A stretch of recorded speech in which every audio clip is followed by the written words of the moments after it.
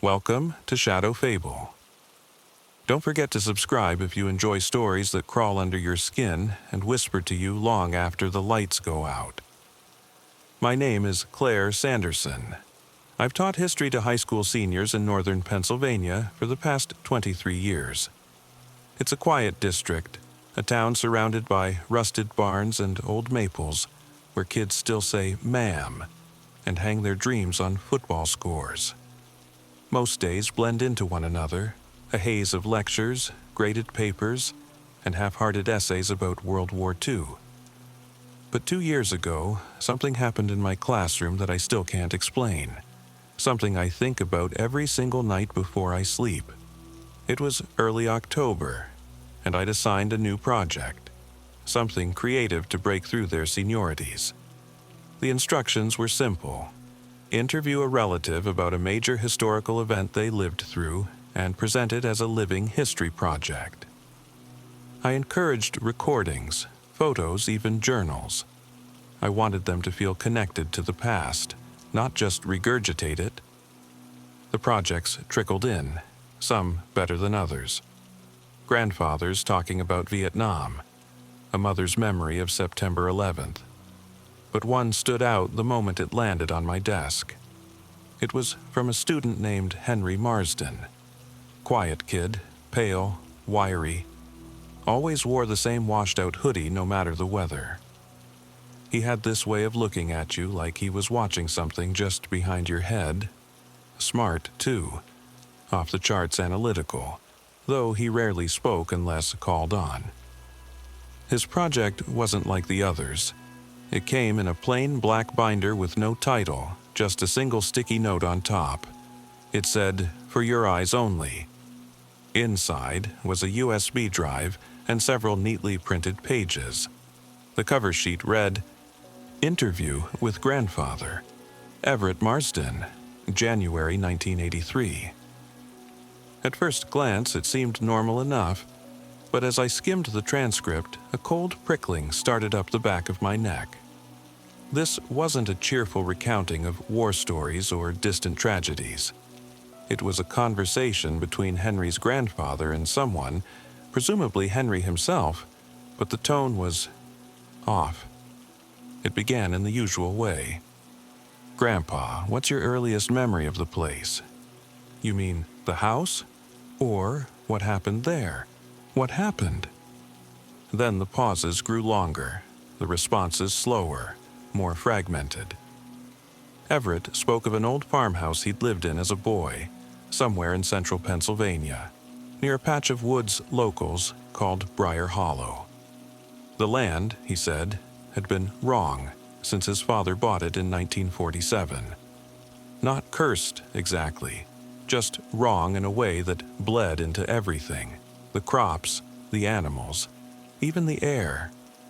He talked about the silence, not the peaceful kind, the kind that seemed to lean in when you weren't looking, the way the wind never touched the trees in Briar Hollow, how birds avoided the northern window of the house.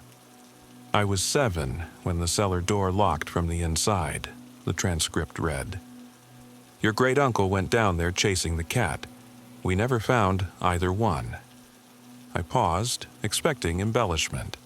Rural ghost stories were nothing new, but Everett's words, captured in type, had a disturbing precision.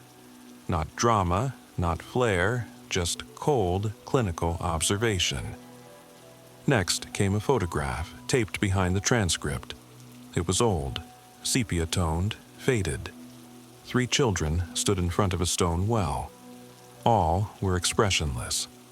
The boy on the left, presumably young Everett, had his head tilted slightly, as if listening to something far away. I squinted. Behind the well, half obscured by a bare tree, was a figure. At first, I assumed it was a shadow, but the more I looked, the more it took shape. Tall, thin, with something like antlers. No, not antlers. Branches. The file on the USB included an audio recording.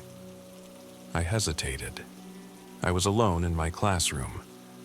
Late. The janitor had already passed by once. Still, I pressed play. Everett's voice crackled through the speakers, gravelly, slow, heavy with breath. "It never left," he said. "It just changed where it sleeps." "What do you mean?" Henry asked.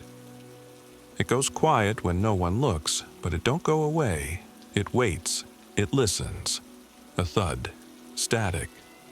Then it came back when I was 13, looked like my mother that time. "Did she see it too?" "She's the one that let it in." I stopped the audio. There was something unnatural about the rhythm of the conversation, like it wasn't entirely a memory being relayed, but something else. Something still happening.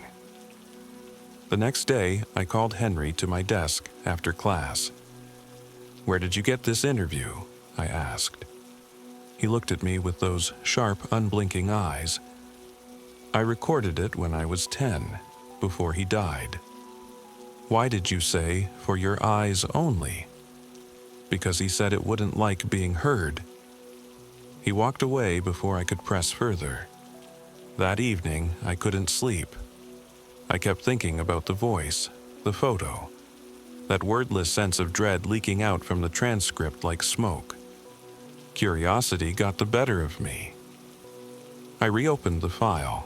There was a second audio clip I hadn't played. This one labeled After. I should have stopped there.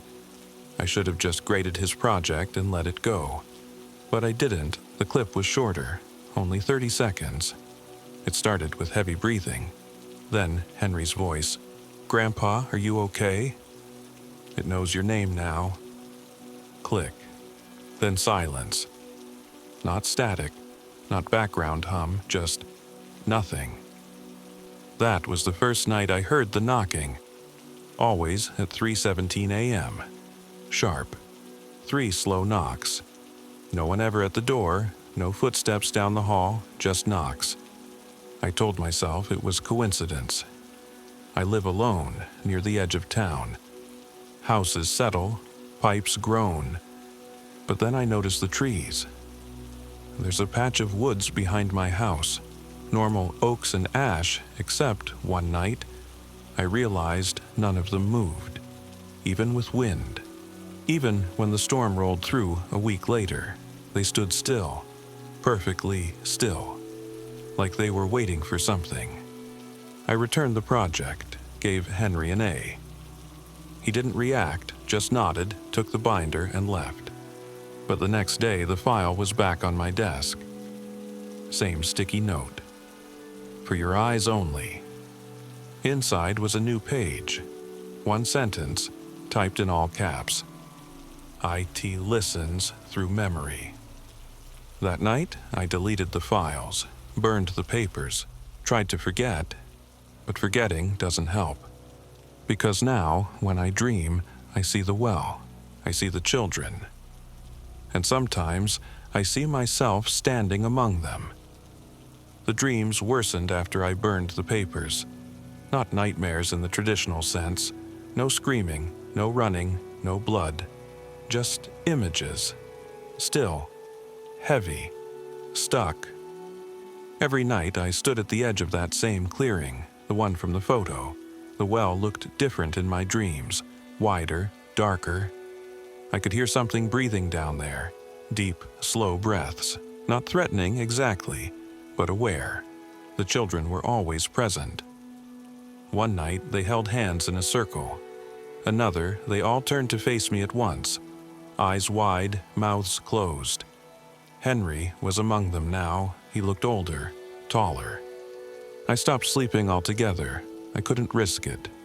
I tried rationalizing. Maybe it was a particularly vivid case of mass suggestion. I'd read once that shared folklore could generate hallucinations in susceptible people. Or maybe Henry's project had wormed its way so deep into my subconscious that it had distorted my perception. I told myself that a seasoned educator shouldn't be shaken by some rural ghost tale. But something had changed. I started seeing reflections that weren't mine, just a glimpse, always at the edge of a window or glass pane. A tall figure in the background, not moving, watching. One afternoon, I pulled open the blinds in my classroom and found a shape burned faintly into the glass. At first, I thought it was a smudge, but it wasn't. It was too symmetrical.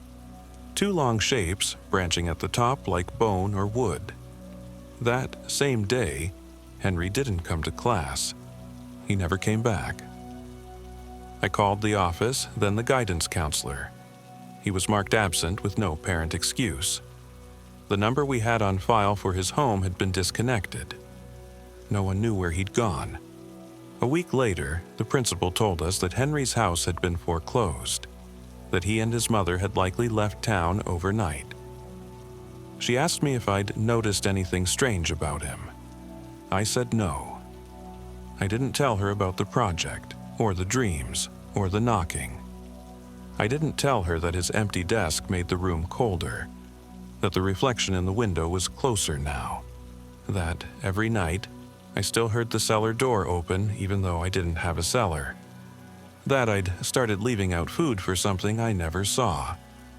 My therapist, yes, I finally got one, tells me it's guilt, that I feel responsible for a student who slipped through the cracks, that my mind is manufacturing signs and symbols to process trauma. Maybe she's right. Maybe. But there's something she doesn't know. A month ago, I found a notebook in my glove compartment, one I'd never seen before. The cover was blank. Inside was a drawing.